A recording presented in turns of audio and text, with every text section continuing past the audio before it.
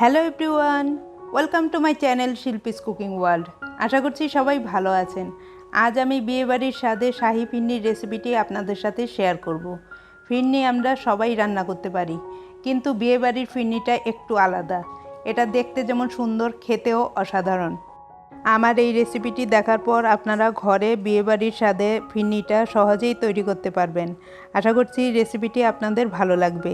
চলুন তাহলে শাহি ফিরনি তৈরি করতে কি কি উপকরণ লাগছে তা দেখে নিই।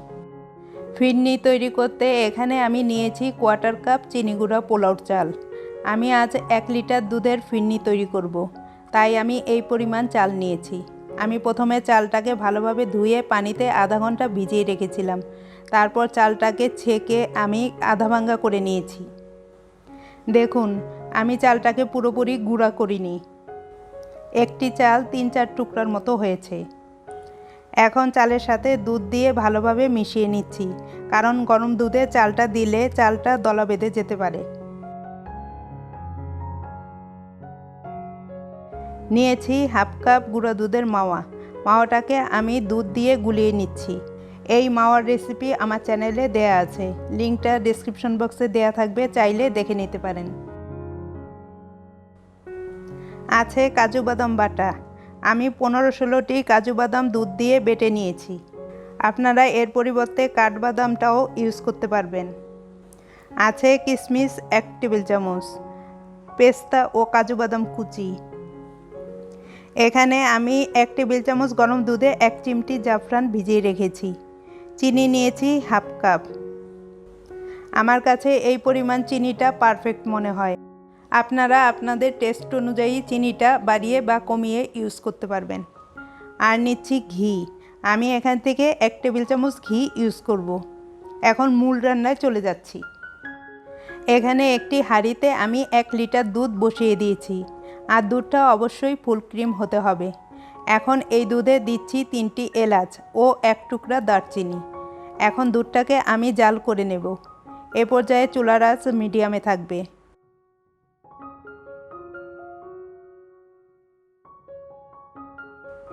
দুধটায় বলক এসে পড়েছে। এখন দিচ্ছি দুধে ভেজানো চালের গুঁড়াটা।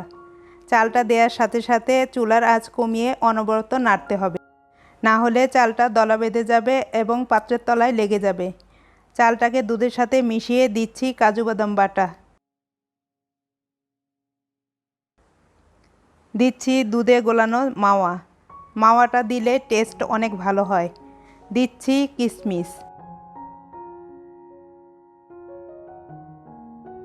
এখন ভালোভাবে মিশিয়ে দিচ্ছি 1 চিমটি লবণ।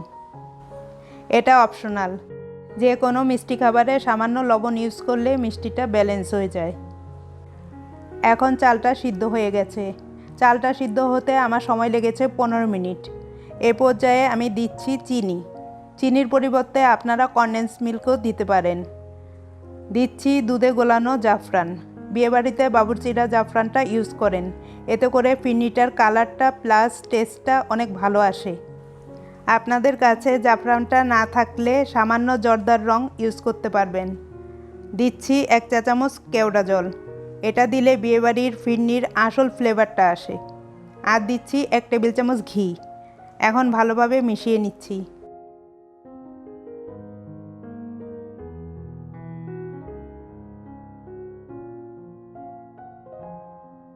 রান্নাটা আমার হয়ে গেছে। এর চেয়ে ঘন আমি করব না, নামিয়ে ঠান্ডা করলে আরেকটু ঘন হয়ে যাবে। আমি এখন সার্ভ করে নেব। সার্ভ করার পূর্বে অবশ্যই গরম মশলাগুলো উঠিয়ে সার্ভ করতে হবে। এখানে আমি একটি মাটির পাত্র নিয়েছি। এখন এই পাত্রে আমি ফিরনিটা সার্ভ করে নিচ্ছি। উপর থেকে কিছু কাজু ও পেস্তা কুচি দিয়ে সাজিয়ে দিচ্ছি। আপনারা আপনাদের পছন্দ মতো সাজিয়ে নিতে পারেন। খুব সহজেই তৈরি হয়ে গেল বিয়েবাড়ির স্বাদে শাহি ফিরনি।